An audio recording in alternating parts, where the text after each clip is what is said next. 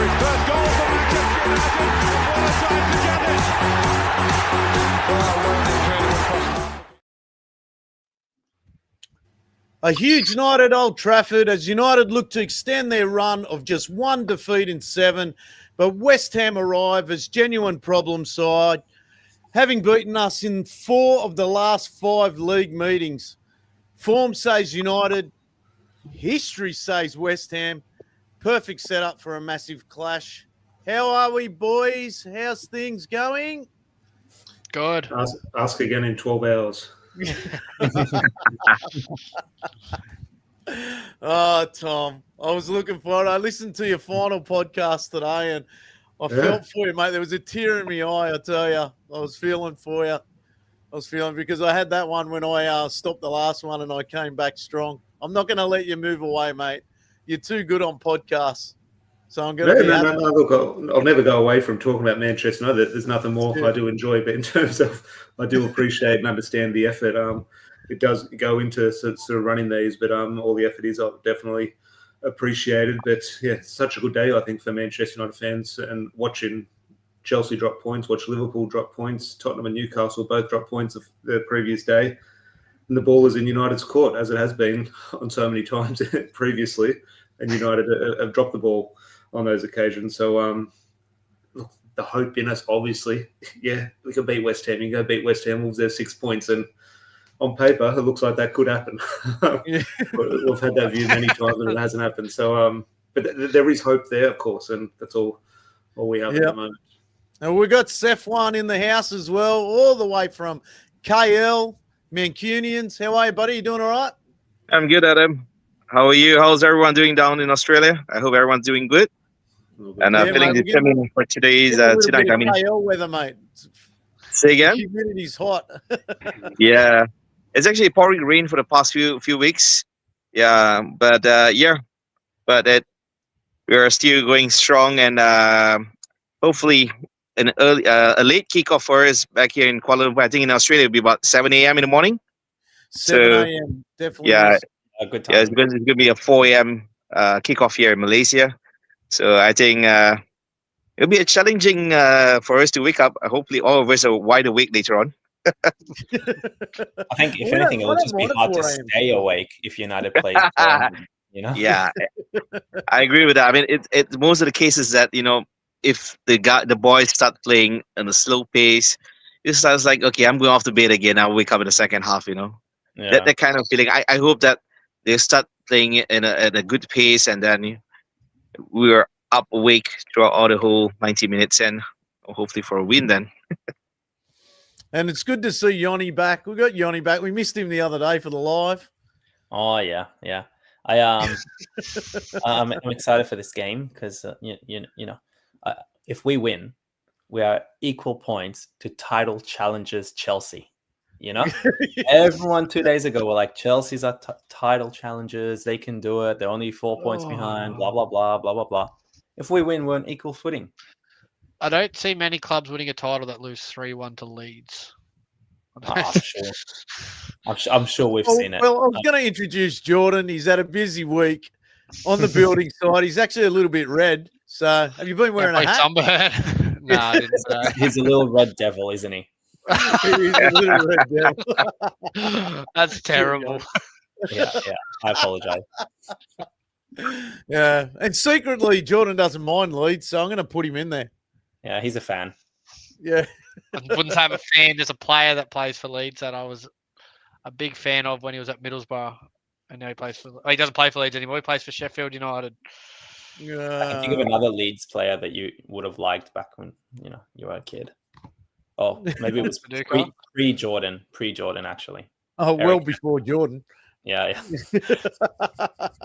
Jordan never saw any of the 90s, late 80s and 90s. It might even be pre-Jordan's parents. I don't know. Like, Hey, my mum wasn't 10 when she had me. All right, let's get into it. I don't know if any of you saw Ruben Amorim's press conference, but oh shit, just knocked me desk. His press conference. You know what? The first thing I took out of that press conference was he was talking about social media, and and how he doesn't get involved in it. He doesn't look at it. He tries to keep his family away from it and everything like that. He doesn't read any of it. He tries to protect himself from it. And I think he's trying to bring that into his players as well. But, I mean, it doesn't seem to be working real good. But I think this week with Lenny Euro having a tough game and sort of taking it out on himself, I think it's going to be good for him to probably get that across to the younger players. I think it's impossible, though. I'll be honest. Like when like this era where even like, you know, maybe people Van Dijk's age and stuff like that, because he always says all this kind of shit. But I think for young kids, 18, 19, 20, 21, 22, it's impossible for them not to pay attention to it. Like it's what they grew up with for the last 15 years. Like, you know, like, and I also think when you play for Man United, you know, the club that pushes social media, like it pushes it. You interview, you do this, you do this, you do this. We're going to chuck it on Instagram. The commercial aspect so high. Of the yeah. So how can you avoid it? You know, it's like you know how gambling's bad for you, but we promote gambling all the time in sports. Similar situation. Social media is bad for you, but we will promote it, and we want you to do it all the time. Yeah, it is a tough one. And look, Tom, you particularly, if anyone listens to Tom's podcast, we often speak about it, don't we, Tom? When we're talking about bagging players and stuff like that, and it does get hard to try and stay level-headed. When especially myself, try and stay level-headed. Christ Almighty, when Lenny Euro topped that goal on the weekend, shit. I know Tom's very good at that. How do you go about that, Tom? It's nothing to do with me in regards to I'm not on the receiving end of it when you compare it to the players, but I think it is hard because the same discussion we have at the pub or the same discussion we have here can be the same discussion you have online on Facebook or Twitter, but when words are on a screen, they stick. Even though the same conversation and someone, in terms of when they read something and sort of read a message, it can be interpreted very differently compared to when you hear someone or in terms of the context. So think of the absolute nonsense where we've discussed and argued and shouted at pubs or when you're having a chat with your mates. It's forgotten about. The players don't hear about it. It's nothing. But now they're tagged in it and they're it's always brought to their attention. And yeah, in terms of their rage, they can say, okay, they're not going to scroll through social media. They are. But a player, and the managers play quite different because a player, they get into quarantine, I assume, at 9 o'clock, 10 o'clock in the morning. And by mid-afternoon, by 2 o'clock, they're probably out. And they have absolutely nothing to do now. Now, a young 18, 19, 20-year-old kid, they're going to be scrolling through their phone. It is avoidable. It's unavoidable, sorry. But I think for Ruben Amorim, I think his honesty there is probably pretty accurate. I think in terms of the manager, he's getting to training probably at 7:30 in the morning, and he's probably not leaving until 6 or 7 at night. In terms of that's sort of almost the day of a Premier League manager in terms of all their duties, and especially a Manchester United manager. I don't think Ruben Amorim has time in terms of he's literally just being interviewed by Sky Sports every 2 seconds, so he probably doesn't have time to go through it and sort of read everything. But it is hard as a fan because we do want an honest discussion and throw all our opinions out there. But when those honest opinions are harsh and they're stuck online for everyone to pick apart and sort of shove down the players' throats, the players are they're human. We can sit here and say, oh, they're highly paid. They should be sort of able to deal with criticism. Yeah. But they're human. They're not going to always be able to.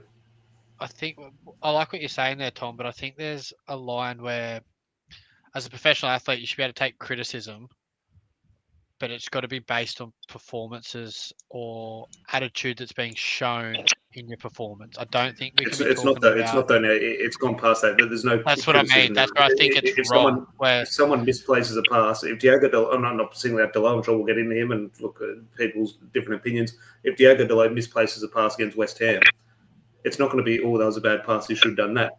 It will be, sell this Portuguese effing thing and get him out of my effing club. Which is where I think it's wrong.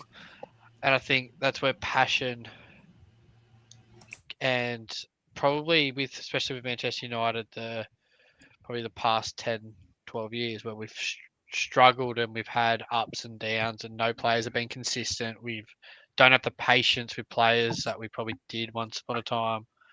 I feel like now we're a bit more, we don't judge players on simple mistakes and errors. We're a bit more, what would the word be, but like cutthroat with the way we speak about them after games and stuff. If it was to perform bad, like I feel like, I don't know, I think sometimes the way some people talk, I'm probably critical of it as well. I think it's probably a bit over the top.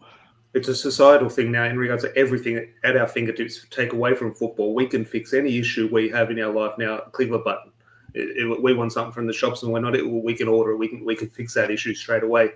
And when we see a player make a mistake on the other side of the world or in the stands, we can't do anything about it. We get frustrated. Well, we have no control over that situation, and we lash out. And I think everyone's so angry just in life in general, in terms of where we are, especially with sport and supporting Manchester United. And when we don't have any control over that, that's when you sort of you do lash out. Yeah, agreed. It's definitely an interesting one. What's it like at your supporters club, Safwan, when it comes to players and not players, to the supporters club and their passion? I've been around your supporter club. Everyone's quite calm when they're watching the game.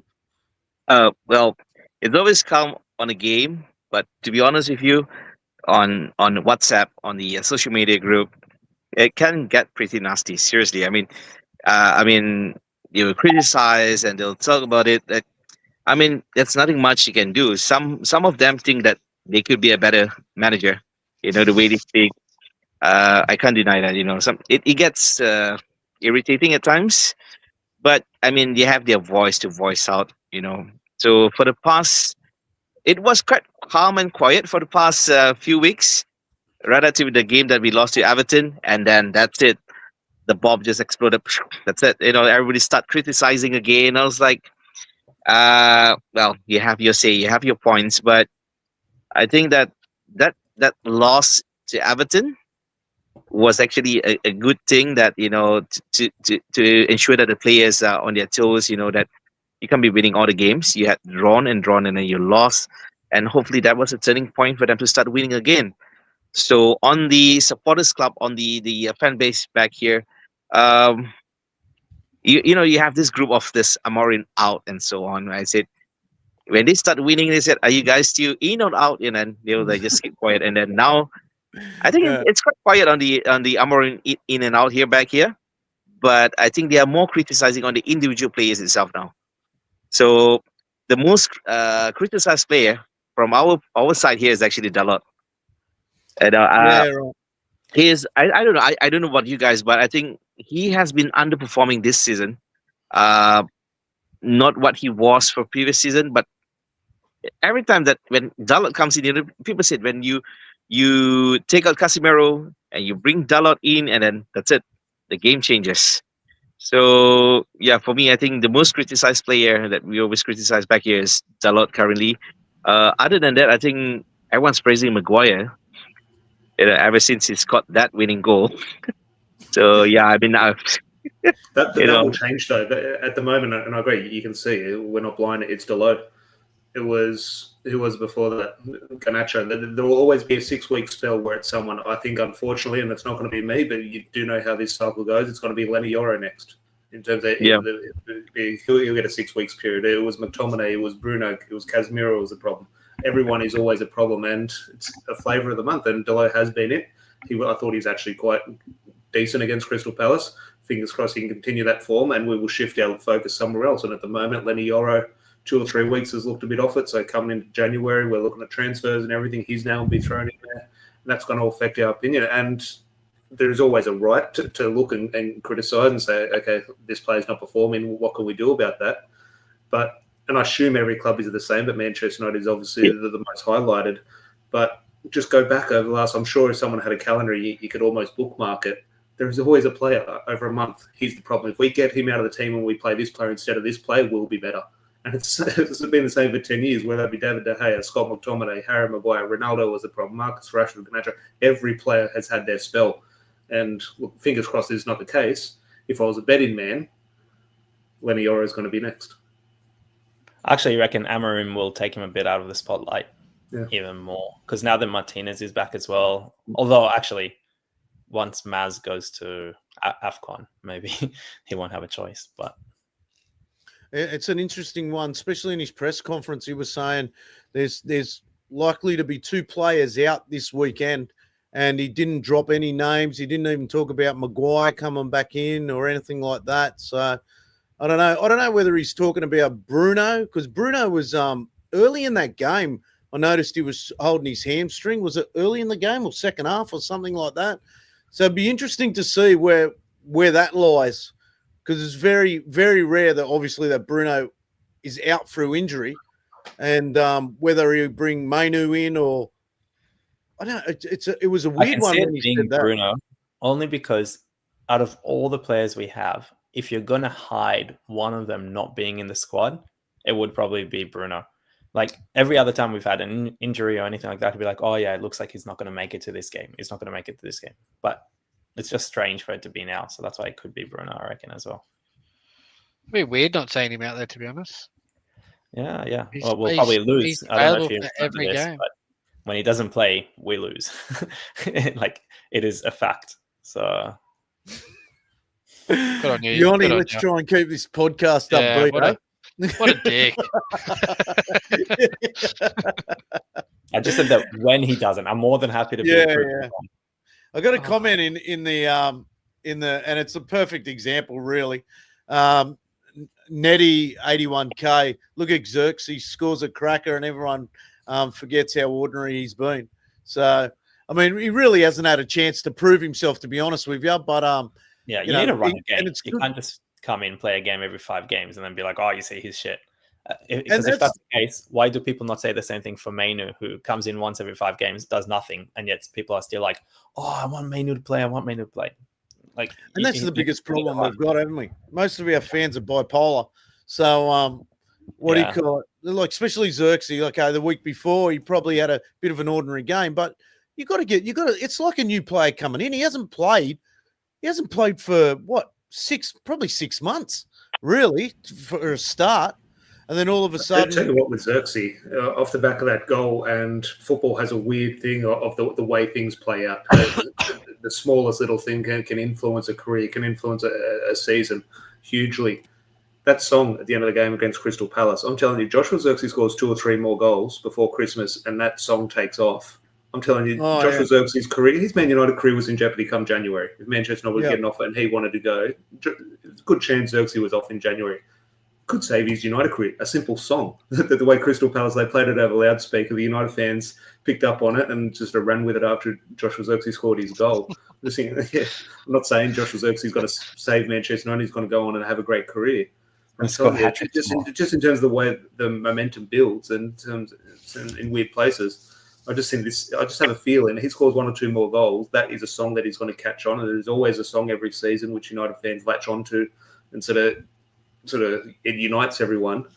And it could weirdly be Joshua Xerxes, who has divided so much opinion since his time at United, could actually be the one to unite us when we're potentially, hopefully, getting a bit of an upturn in form.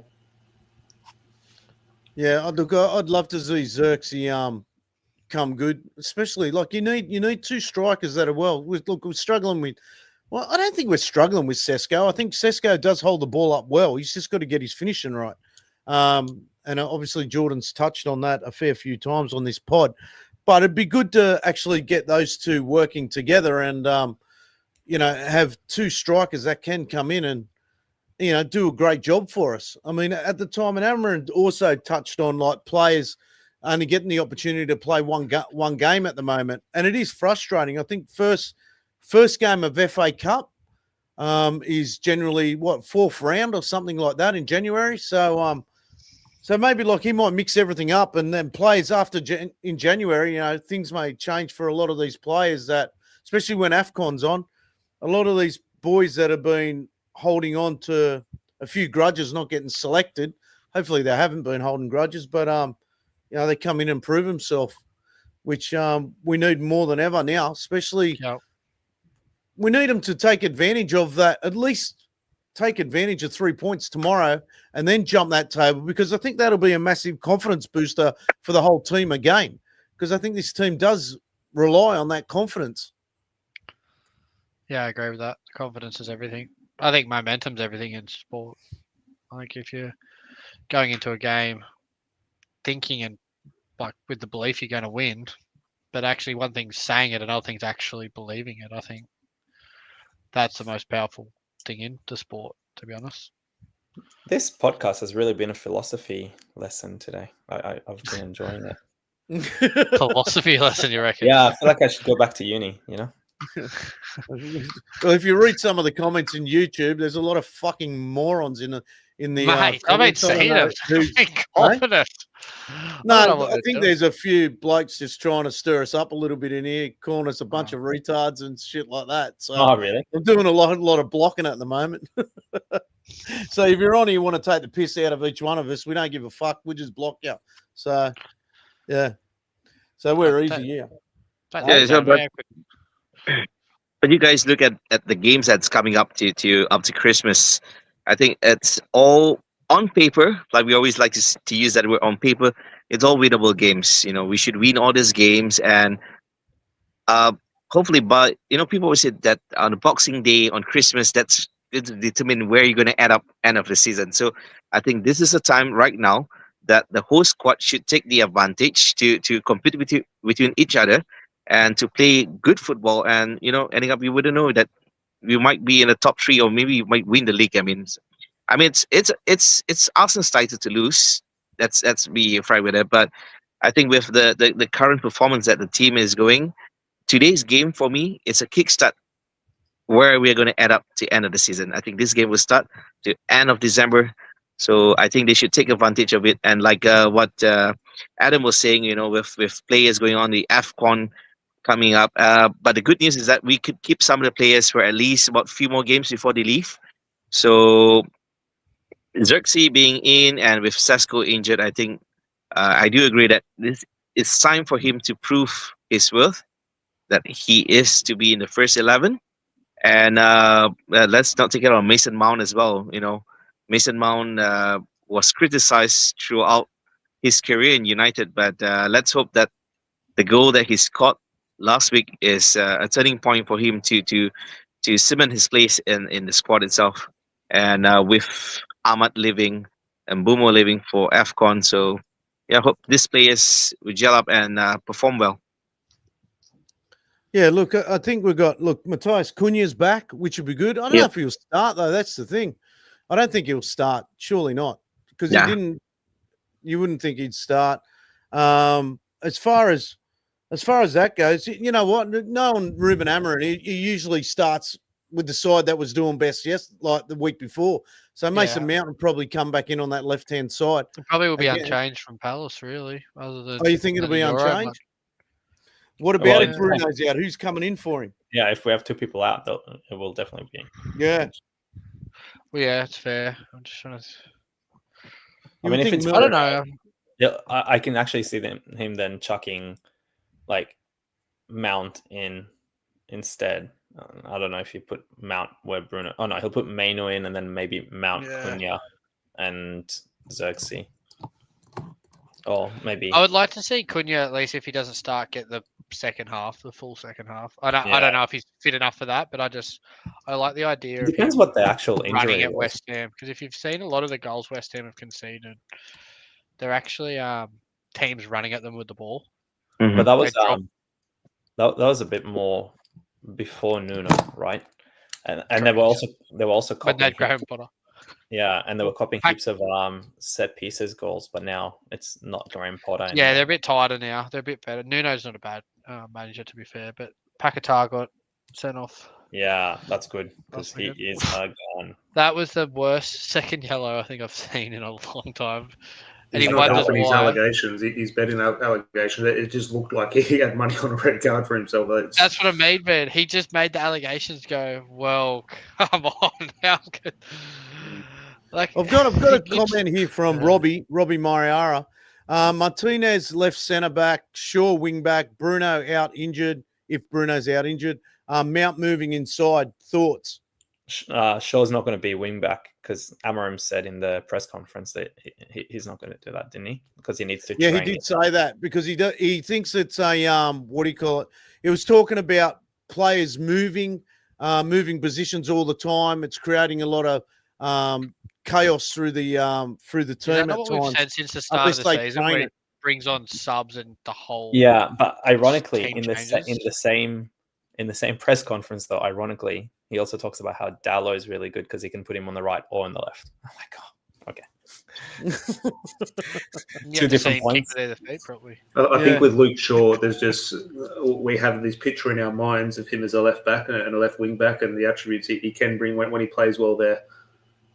He's not going to play there anymore in his career. I think he's now. I wouldn't define him as a centre back, but in a 2 or a 3, however you do want to look at it. But I think managers now, and probably even him personally, view him as a left centre back, and I think that's we have in our mind that he can play left. I just don't think it's going to happen. So. Look, it's a straight shootout between Lissandro Martinez and Luke Shaw. I think it'll be Luke Shaw there. It's still a long road for Lissandro Martinez to get back probably fit. I think for the next best part of a month, it's going to be what we did see against Crystal Palace in terms of coming on the last 10, 15, 20 minutes. Yeah, that's one thing I don't want to look, rush me as a up. fan, I'd love to see him back out there.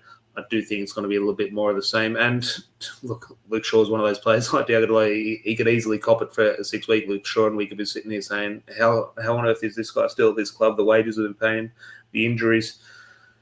Like it or not, managers trust him. They just do. And I think if Luke Shaw is fit, he's, whether we like it or not, is an experienced player in that team. And Manchester United need experience in this situation. And I do think he's going to be number 1 in that spot for the next month or so. Well, I think mate, anyone that knows football defensively, right? Sorry to cut you off, Adam, but anyone that knows you're good. Yeah. like football and has a good IQ for it and understands the game knows that Luke Shaw he's a fucking player, but he's just never available. Like I've seen a thing, he's been at the club now for 11 years and he's played 300 times. That's an average of 27 games per season. That's pretty abysmal.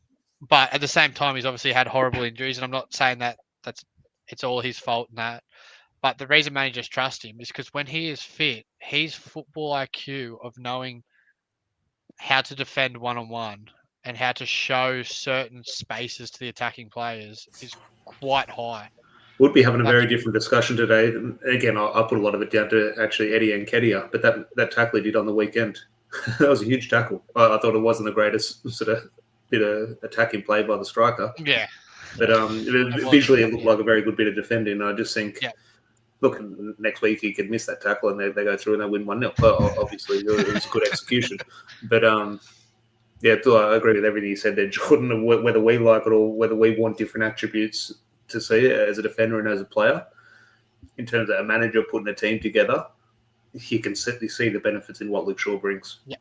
I really wish it was Luke Shaw 5 years ago, though, because I can see him like being exactly what we need on the left side instead of Dogo, where like he has the final ball, he does run the channel, like he overlaps like so well. Like when it was him and Rashford, and he'd overlap Rashford, like he really would have been perfect for what we need right now. He had the pace there too, didn't he? Yeah. And he's also like he's stocky, so he's kind of like it was weird that he had so much pace and he was stocky, but he didn't look like he would be able to run a bulldog. fast. Yeah. You know? Well, he started all 13 league games today. I went a bit. Well, I was doing a bit of search on him and trying to get a bit of background on him about this season and stuff like that. And I came across a stat. I don't know if any of you blokes saw it, but he's played 1,028 minutes this season compared to 348 minutes last season. Amorim said that in the preseason they really worked on like prepping him up for the season and like ensuring that like they've done the right work so he doesn't feel overloaded now throughout the season. Well, if you actually think about his movements when he actually plays on that left side, if you actually watch him, he doesn't run awfully that much. Do you know what I mean? It's quite maybe a push into the midfield, but it's not a constant up and down type of thing. Where I think, as Tom said earlier, that left centre back role now after his leg break and all that kind of suits him more. It's a bit more of a plays the game in front of him all the time, defends as he normally would on a left-hand side, but there's nothing about getting up and down the wing. He doesn't have to put those crosses into the box all the time. He doesn't have to get involved in the attack. It's almost a bit more of like a settled role that his body can probably handle. I think that's just a natural, and not to say he's old, and obviously you look at the time he's spent in the career. Obviously, he's getting towards the latter stage of his career. But I think any player in any position, naturally, whether they change positions into a certain role or just adapt their play, always want the game in front of them. The prime example, like a Ryan Giggs, so go bombing forward. Changing to central midfield. Okay, different position, of course, but also he then wasn't bombing forward. People forget, and when he was in central midfield, you wouldn't call him Michael Carrick or Paul Scholes, but he kind of played that role a little bit. It looked very different. It dictated the game. He wasn't sort of bombing forward, scoring goals. And I think now Luke Shaw, you give him the choice: can he get the ball and pass it forward and stay in position, or can he bomb forward and have the risk of I've got a 60-meter run to get back? I think any experienced player will take the option now. Name a player late. I'm not going to call Luke Shaw in his late 30s, but let's say a player late in his career, late 30s, who bombs forward now? Maybe there is a player I'm missing, but who's a player who bursts to get in the box now? Forget Cristiano Ronaldo. Not at that age. He just sort of sits there. I think any player sort of coming towards the latter stages of their career will always choose to have that option to just have the game in front of them. Well, perfect example. He's not a Manchester United player, but a perfect example of what you said was Frank Lampard. His whole career was driving in the box late. And then in his later stages, when he actually played for Manchester City and he played for the New York City and things like that, he actually just sat outside the 18-yard box. He didn't actually bomb into the box. Just a small little, comparison. But that's exactly like what you're saying, where players adapt their play style to suit kind of their age and athleticism, I guess. It's when we say one of the positives we talk about a young player. We talk about a young player. It's universal language. Say they play with no fear. They play with no fear. The reason we say that is because when you get older, you do play with fear, and that fear is not so much making a mistake or losing a game. My fear when I sort of got to the end was I don't want to make that run forward because I know I won't have to run back, so I'm just going to sit here.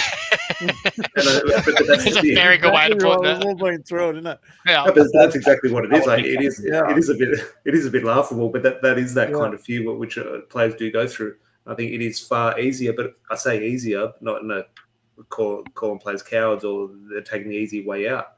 But it is easier for a player to sort of take that step back and watch the game in front of them. Yeah, agreed.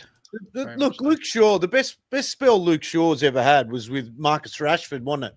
Like down that left-hand side, their combinations were unreal until I think it was Shaw got injured, and then I think Malaysia started coming in for him a little bit there, and then I can't remember who I think at times we even put Lindelof out there at times.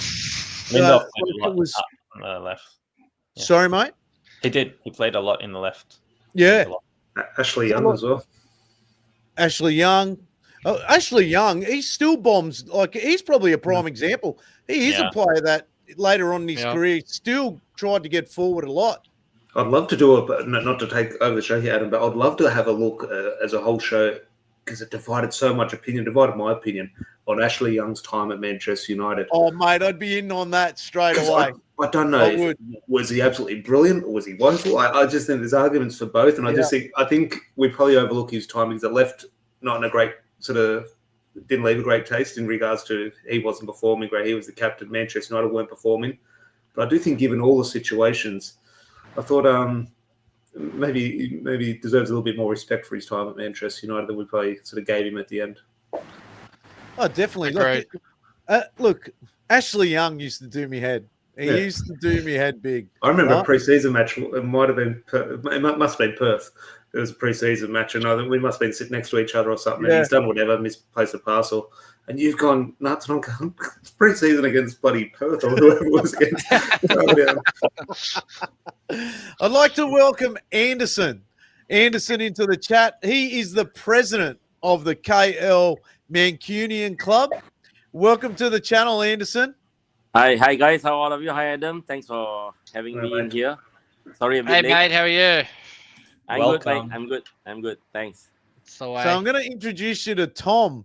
Tom is just became our vice chairman. Tom, isn't it? Vice chairman of that's what I've been told the label is. Yeah, vice chairman of our supporters club. So congratulations to him too. Like it well deserved. Tom, Tom. Well deserved. Because he's Speech. Trying to look for something supporters club related around here. You are the supporters club, mate. So we might exchange details, Anderson and Tom, later on, definitely. and you can have a great chat about the clubs and stuff like that. But all right, moving on with United. So we've spoken about Luke Shaw, Ashley Young. I've actually got a comment in here. Ashley Young compared to these current fullbacks / wing backs. He just looks like a prime Lamar. Fucking 40-year-old Ashley Young compared to them would be all right. Like at least all in box. Yeah. Young is was a scoring left back. Shall I put it that way? Yeah. Whereas Shaw I think is quite a smart player. Actually, we miss him a lot when he was injured out. So he's not the fastest, but his passing is quite good, and he links up well with Rashford last time. But both are different players to me. Both are different players. Yeah. You know what Young started as a winger, but Shaw has been a left back all this while. Sorry. Yeah. No, you're right. What used to do me with Ashley Young more than anything was when he used to take dives. He was the worst player at taking dives I've ever seen in my life. And they weren't even good dives either. No, they were shocking, terrible. man. Yeah. Mate, he was terrible. Actually, when I used to play park football, we used to have one guy. I won't drop his name, but like seriously, mate, he would be the worst bloke I've ever seen take dives, and Ashley Young was up there with him. I tell you what. To be fair, I had a guy when I played, under 15, 16s, who was a very good diver, and I was a penalty taker in our team that year. So I loved it because we got so many penalties, and I nearly got golden boot from centre back just on penalties. Yeah. Look, the other thing I wanted to touch on too was I hear FIFA has allowed Ahmed, Mazraoui and Mbumo to extend their time before they have to go into the AFCON, which is unreal for United. So I think they've done it with a few players, not just United. Because somebody... Remember Onana never missed a game for United? Unfortunately. Remember Onana? Never missed a game for United. What about he did? I try to forget. Is he with United? I don't remember. Well, one of the big ones for the AFCON is Sunderland, for example. They played That's what I was the week before it starts. So they've put in to have because I think it's 7 or 8 of their starting 11 are going to AFCON. So they've put in to at least have them for the Newcastle derby. Yeah, that's right. That's what I was thinking of as well. Yeah. They're going to struggle now. They got like 7 or 8 starters. Yeah. Also in the what do you call it? In the press conference, he was touching on Carlos Fernandez. Our if anyone doesn't know who that is, that's our set piece coach. So and he was touching on the preseasons. They had a massive meeting about scoring more goals, and how he even openly admitted about copying other teams and things like that. Like I don't usually enjoy press conferences, but this one I actually enjoyed. He opened up about a lot of things in this press conference. So it's good to see that United, like from the throw-ins, from the corners. I remember beginning of last season, like we couldn't score off a corner to save our life. Yeah. We were conceding. Sorry, Anderson. We were conceding instead of scoring. Didn't we have a thing where we had in the 90s set pieces that we didn't score from or something? It was 90 in a row or something that we didn't. Oh, sure, that's crazy to think you've had. I could be wrong. In the 90s, we had one of the best set piece takers ever in the 90s. Oh no! There was 9. We had so much of success. We had so much of success that we didn't realize that we missed those set pieces. Oh my God, Adam. I didn't know. Cut out. So I thought you said 90 attempts in a row. Oh, we right. did. Okay, Really? sorry. Scoring. Wow. Yeah, The 90s. Look at him bark up I don't know there. if it's true. I just remember this in my head. Yeah, no, look, I do remember hearing that, but there was a time that was the case. But that is again something that it's just stuck, because I remember even this season when we get a corner and everyone goes, "Come on, okay, look, here's a corner," and I'm sitting there going, "We're not going to score. What's everyone jumping up and down about?" However, if you do look at the stats, we've got as many set piece goals as Arsenal do, and Arsenal are lauded for it. I think we're tied first with Arsenal, and I just think there's a narrative that Arsenal score on every set piece, and we can't score off a set piece to save our lives. That's just a feeling. It's a feeling we have as fans. The numbers tell a completely different story. So maybe we do need to. I think Delete adds a lot to that too, because I think he's incredible in the air. Well, His I way think he it's also reads that the flight of the ball. we're also much better now at winning second balls, not just in set pieces, but just in general. And I agree. and I think that helps, because obviously, corner, somebody hedges it, we win the ball back. Well, was it Sesko that scored, Johnny, where we had a long throw and it came in and we got flicked it on, and then he just across the goal. The defender flicked it on and he was behind him. Yeah. That's the second phase of the play, and we won that. If he's on his toes for that, if taps it. Yeah. I like that from a fair, striker. I think. To be fair, some of those I saw Man United put out on their YouTube a video of all our set piece goals this year, and to be fair, some of them were a good 20, 30 seconds after a set piece, like the ball being cleared, and we bring them back out. And so Well, what was the game where? I'm trying to think what game it was. It was a few weeks ago now. Oh, I think it was before what do you call it, international break. We were winning second ball, third ball, mate. I can't remember the game. It was just that good a game. We Liverpool, because that happened. Yes, it was Liverpool. Yeah, we were winning second ball all the time, second and third ball. It was Liverpool. Yeah, and that's the that's I think that's the key to this side. And look, in the first half of last week, passes were going astray. We couldn't even make a meter pass last week. And then the second ball, third ball, we weren't even involved in it because we kept turning over the ball that cheaply. So, look, tomorrow it's a big thing at Old Trafford to get those 3 points for sure. Well, our formation's based on winning second balls. Like if you think about it, we play 3 central defenders and 3. Technically, we play 1 striker and 2 10s off either side. The whole idea is for when the ball's in those 2 phases of play, in those 2 zones, is you've got 1 extra player than the other team, in a way. Like you're versing a 4-3-3, you got 3 centre backs, technically 2 wing backs, first 3 attackers, and then the other way you've got 2 centre backs versus 3 narrow forwards. So it's the idea of that formation is to win the second ball, but I think we're doing it a lot more in different situations, which I think is helpful. If that makes any sense to anyone. Definitely makes sense. It's just an overload of players to dumb it down in certain spots of the field. Definitely. We've also got a young kid maybe making his second time on the bench, Shea Lacey. I'd love to see him get a start. What are your thoughts on this young kid, Anderson and Safwan? I haven't seen him play yet. I only read reviews about him. Maybe to come in when we are 4-0 up should be all right. But to start, you might kill his career, man. What position would he come in as? Because he's a winger. Which position does he play?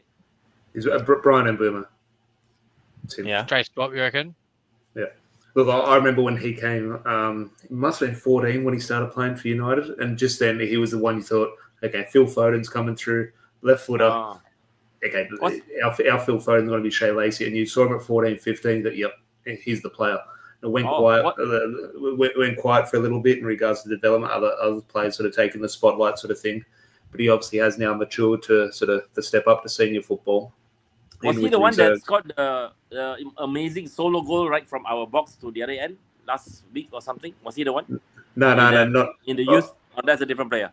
No, a different player. There's a few. Who scored that? Devaney scored that goal. I know JJ Gabriel got the one away at Liverpool, but he has scored a few goals for reserves this year, Shea Lacey. But in terms of, I've seen a fair bit of him. In terms of, he's one of those players. Like, does Phil Foden, does Cole Palmer? Do they play off the left? Do they play off the right? Are they 10s?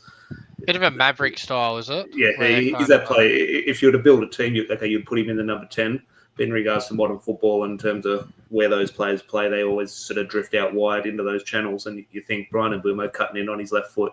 Now, is he going to have the output Brian Mbeumo does? Probably not. And Mbeumo is probably one of the best in the world in regards to output at the highest level. But in regards to he's going to go away to the AFCON, who do you put in there? Now, the straight swap would probably be, okay, Ahmad can go 10, 15 metres further forward in that position, of course. But if Shea Lacey can come in, and you just never know. Who would have picked Marcus How old Rashford is he? to start and go? Is he 18, I think? Shea Lacey's 18. He's But just 18. Time to touching start on giving him some what minutes Tom's then, I reckon. saying there, I've watched a lot of him, and he drifts a lot. Not in and out of games. I mean, drifting into good areas and things like Yeah, that. be worried then. No, like drifting into good areas, like around the 18-yard box, picking it up through the midfield as well. He's got a good finish on him, mate. He's such a quality player. So he's good at finding little pockets of space. Yeah. in the field. But he also good like at putting players through those pockets as well. He works tirelessly. He's such a good player. He's quality. If you just get the chance, watch him, man. Like on MUTV, well. if you've got it, I do. it's well worth watching 18s and reserves. I think what a lot of people probably don't know about him, and it's kind of weird. Sometimes these things can almost make a play in terms of they're a little bit different. But we think of Manchester United youth products in terms of, okay, man born and bred. He's a Scouser. Oh, really? Oh, So actually, I do know his this whole one. He's family the one are. that lives in Yeah. the Liverpool family, doesn't he? His brother, I think, wanted because his brother played as well, or maybe plays. I don't know, but he chose Liverpool, and then she chose. Yeah. But sometimes it takes that little. I feel it was Jordan in terms of defining him a little bit. It was a maverick. Sometimes it's those they got that little bit of a different story, which gives them that little bit of an edge and something, a different visual and a different feel. And it's weird. He's going to get his chance at some stage, of course. The cutthroat nature, and it's not fair. Manchester United and football is not fair. He's going to have a good debut. I don't think a player can now really come in and be a 5 or 6 out of 10 and just do their job, and they're not going to play next week. They're just not at this level, and that's not fair. It's not like it was in the 90s, but a player does have to come in now and they have to hit the ground running on their debut. And fingers crossed when Shea Lacey, or whoever that player is, whether it be Shea Lacey or whoever the next debutant is, they're going to have to do that. And there's nothing better as a Manchester United fan to watch a youth player come through and take their chance. So fingers crossed it's him. You know who I'd like it to be? I really would like it to be Kone. Like, just because we need that defensive midfielder. We're looking at, like Baleba, Wharton, Anderson. They're all like 20, 21, 22.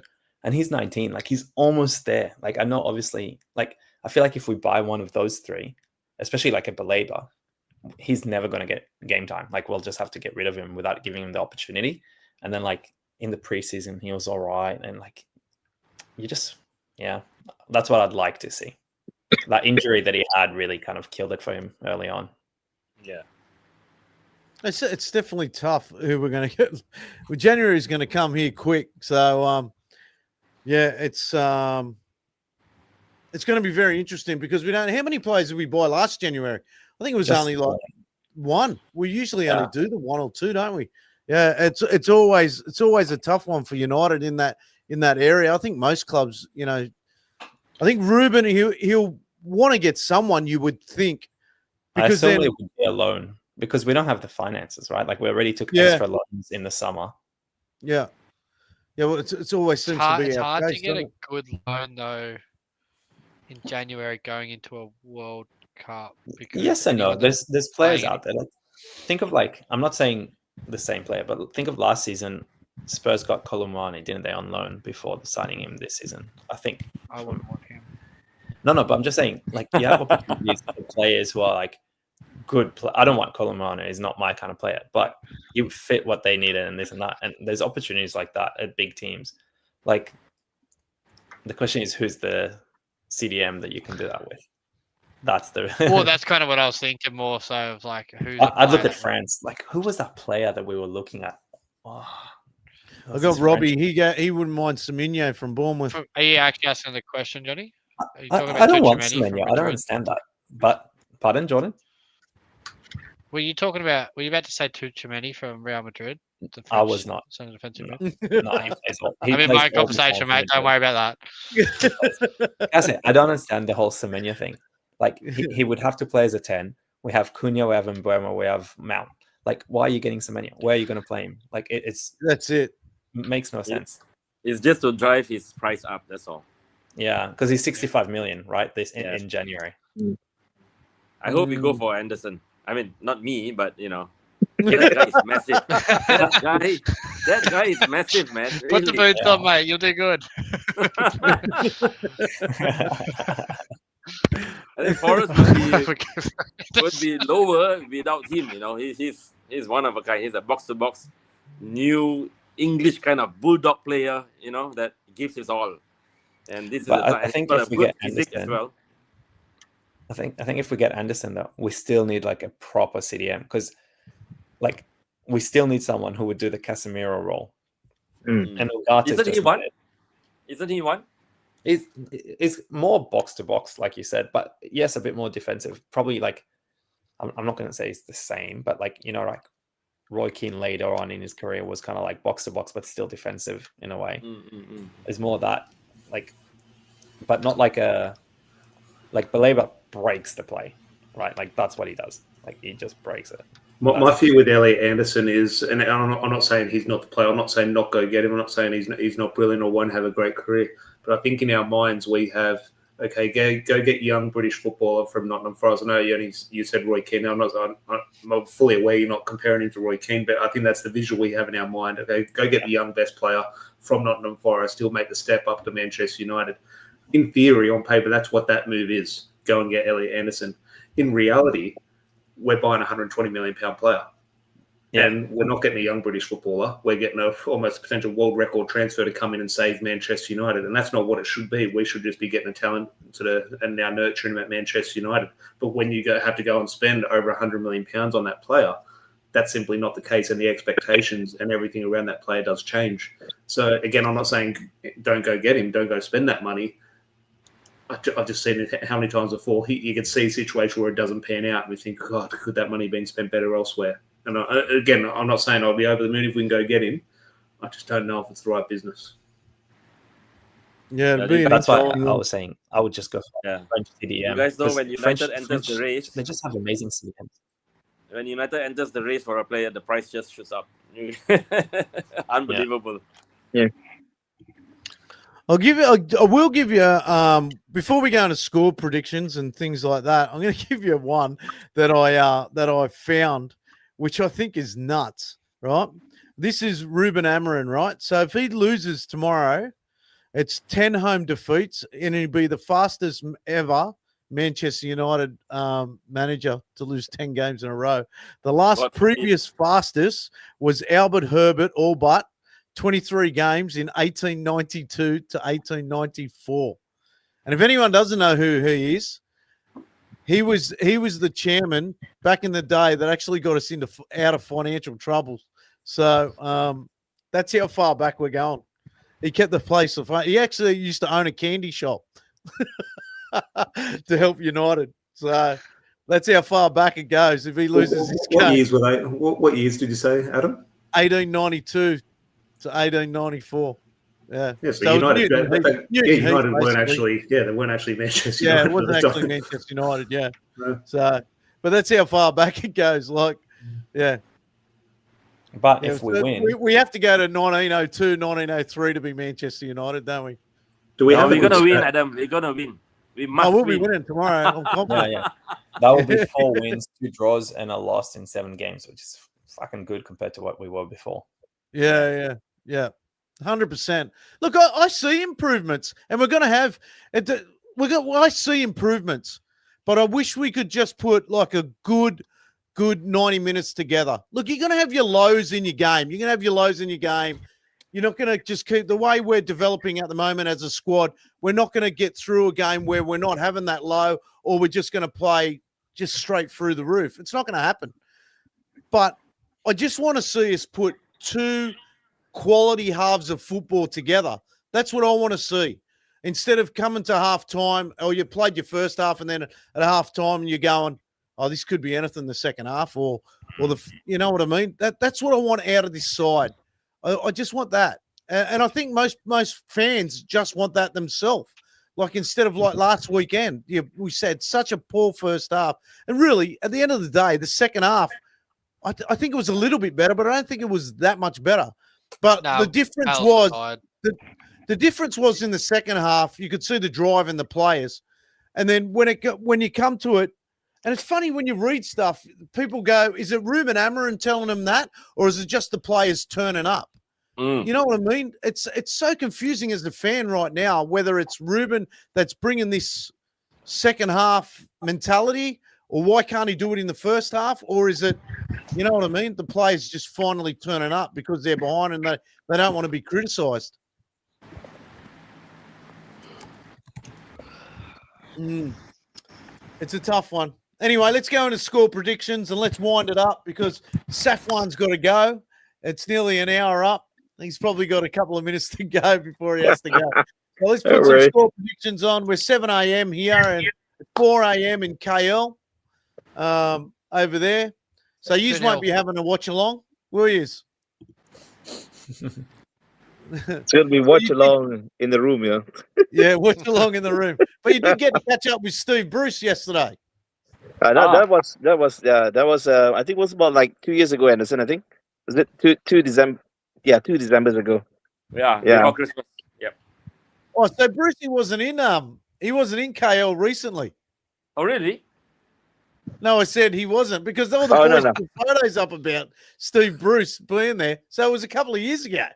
Yeah. Exactly 2 Christmas ago. Yeah. Okay. Well, why do you blokes do that to me? Because then I get really jealous that you've got someone over there. Because over here, we're all trying to work out how he's at the Ashes. He's just come from Malaysia. He's at the Ashes in Brisbane, supposed to be here with the Barmy Army. But he has supposed to be at a function in the UK on the 5th of December. Okay. Yeah. Oh. Yeah. So, anyways, let's get the score predictions. Jordan, if you're still with 2-0. us. 2-0 United. Yep. Tom? I don't want to be boring, but I'll go with Jordan 2-0. Look, it could be anything, but it should be 2-0. If Manchester United, if they want it should be 2-0 Manchester United. Yeah. And comfortable, but I don't think it will be. I think it'll be 1-0, and then we'll get a late goal at the end. Yeah. Yoni? Fuck you all. I'm going 4-0. We're going to have a Xerxes hat trick. And Xerxes hat trick, mate. And I would love that. Nuno's getting a red card for being a little bitch. Get that Follow on the Paqueta, but follow Paqueta out. Safwan? I'm going with 3-0. 3-0 to United. Yeah. 3-0. Geez, we're a confident bunch, aren't we? After last week. And Hey, we'll we leave won. it to the president. Anderson, what do you got? I'm thinking 2-0. 2-0. Everyone's 2-0. I got Robbie in the group. He's got 3-1 win for United without Bruno. 2-1 win for United with Bruno. There you go. I'd like to see us keep a clean sheet against West Ham. They're not a very strong attacking team. We just got to without Jarrod Bowen. focus on Bowen, and that's Yeah, it. Just yeah, focus Bowen, on Bowen. correct. And he if always you scores see against the Suchek Sunday. making a run, just tackle him. Yeah. Just tackle him. Bro, Because he Suchek loves is the just king of popping that up at the shit. back post, doesn't he, as well? Oh my god, all the time. He scores aside from like Bowen's like goal in the final or whatever. Suchek scores every one of their big goals. It's like He just pops it's up. amazing. Yeah. Yeah. Is Bruno injured? That's what everyone's predicting. So, like in his press conference, he was talking about there's two players that are out, and but he didn't want to drop the names or the two players that are coming in or anything like that. He was a little sly on what he was saying in his press conference today, keeping a bit of a reserve to it. So, yeah, I think everyone's just saying it because Bruno was holding his hamstring a little bit last week, so it could be anyone really. Euro, he might rest Euro after what happened. So, yeah. So, anyway, it would be interesting. 7 a.m. kickoff here, 4 a.m. in KL. My prediction probably, look, United always concede. I love a clean sheet for Le Mans, but I think it's going to be probably 3-1 United. I'm confident at Old Trafford. So thank you everyone for coming on. Thank you, Anderson. Thank you, Sefwan. Happy days in Malaysia. We might have to do a Worldwide Reds tour in Malaysia. Yeah, come. Come over again. Yeah. Thanks for having me, guys. Oh, No Yeah. worries, man. So thank you for coming on. Tom, again, congratulations on your appointment. I'm very proud of that one. I love that he's the vice chairman. Keep Mark under control a bit, which would be nice. Where's Mark anyway? Be good to meet up Mark? tomorrow if you're there. Yourself, Mark, and yeah, good to have a chat. Yeah, we're catching up with Juan tomorrow. Juan Mata, hopefully. He's going to okay. play. It's going to be warm here, so it's supposed to be like 38 degrees. So it'll be interesting to see whether they play the game or not, to be honest with you. Melbourne Victory versus MacArthur Bulls. So Tom and I are catching up out there, and Jordan may be coming, which would be good. And generally we catch up with Juan.